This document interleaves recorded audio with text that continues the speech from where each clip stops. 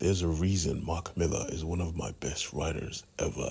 The ambassadors brought me into his world, and in this video, I'm going to show you why I stayed.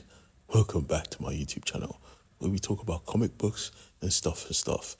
And this is the series finale of the first volume of The Ambassadors. Let's go. We start off with a quick flashback at the lowest point of Korea's life. Her husband has just taken everything from her company, her research, her money. And this was the day she finally decided to stop losing. She decided to win. Flash forward, she's won. She's literally a top superhero, and she is reminiscing on the days of her past. The day she met her prick ex-husband, and he started making her feel like he was in love. But he wasn't. He was playing the long game because he knew she would be great, and she was.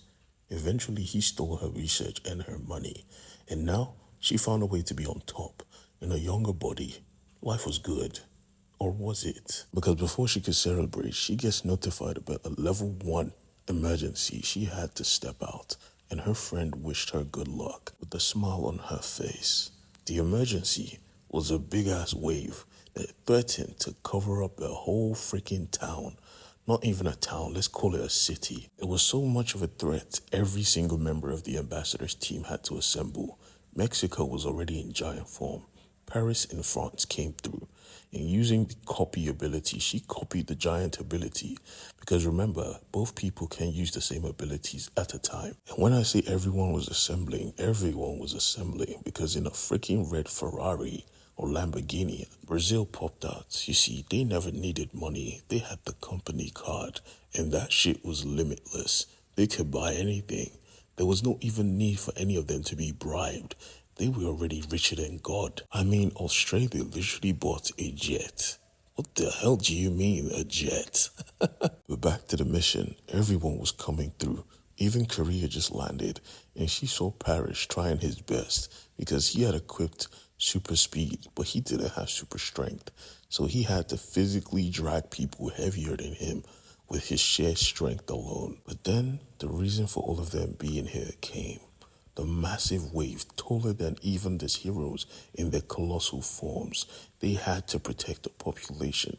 They had to do their jobs. Standing their ground, the wave hit them like a brick wall. Everyone felt the impact. Even people that could support with their powers were trying to hold it back.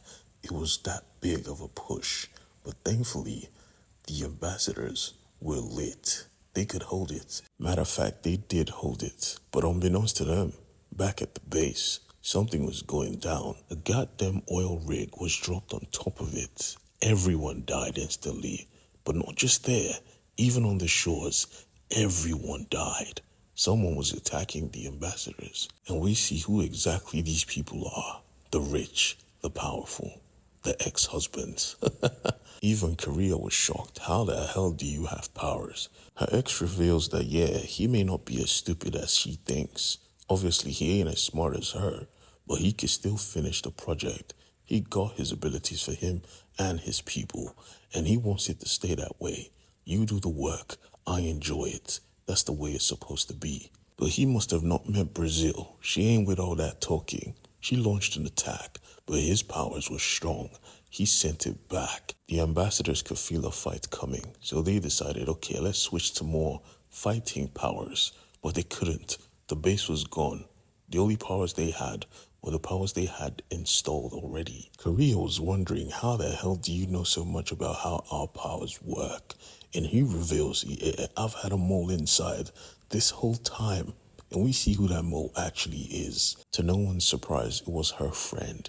She was pissed off that she never got offered abilities, and she wanted them really bad. She wanted to fly. She wanted super speed. She wanted to shrink. And he promised he was going to do everything for her. And he keeps his promise because, you see, he is a jerk. So he told his mans, shrink her, please. And they shrunk her right there. And then she popped like a balloon. And now it was time to have fun. Trapping his ex, he dropped a goddamn truck on her head. It was time to fight. The ambassadors got ready, and so did the rich. It was up.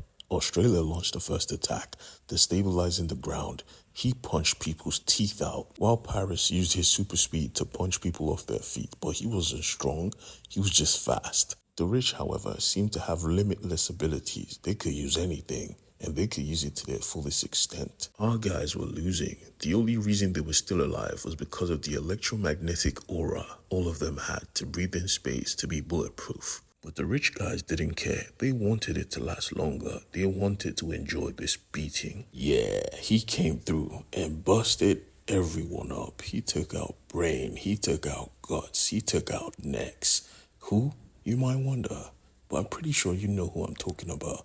Because this OP prick shows up and he is ready to mingle, because you will never hurt the people who are actually trying to do good in his presence. He goes on to take out multiple people, but he screwed up when he went for the big dog, because the big dog was prepared, catching the shot and sending it back into his arm. He told him, bruh, fall back. You are just a prototype. This ain't no Marvel movie. We are 40 guys strong.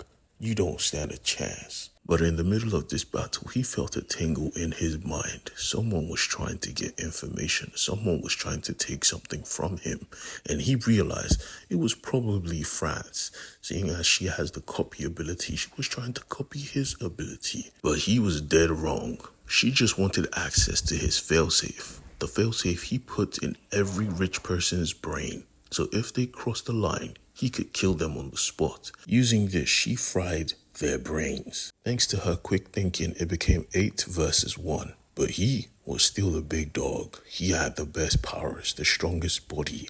He told all of them, fall back. With the blast, they all flew back. He was just too powerful. But his ex didn't care. She walked him down and made him a promise. I'ma knock you out. But Big Dog didn't care. He said, what are you doing? This is not the status quo. You make, I take. Remember your place. And I guess this was the last straw, because she put all her power behind that one punch and punched his skeleton from his body. It was so grotesque, it should have been a fatality. Everyone asked her, what the hell? And she just said, I'm sorry. I honestly tried to knock him out. The day was won. The ambassadors were on top. Later that night, they celebrated their victory. Everyone was here. I mean, everyone. They even found their New England. He didn't like his suit though. You see, he was Scottish. He wanted Scotland to be its own separate thing. Either ways, it was a good day. People were having fun.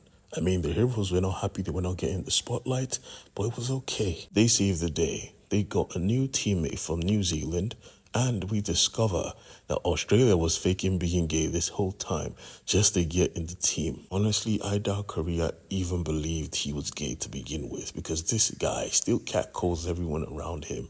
Everyone was happy. Even Paris and France got their moments between a mother and her son.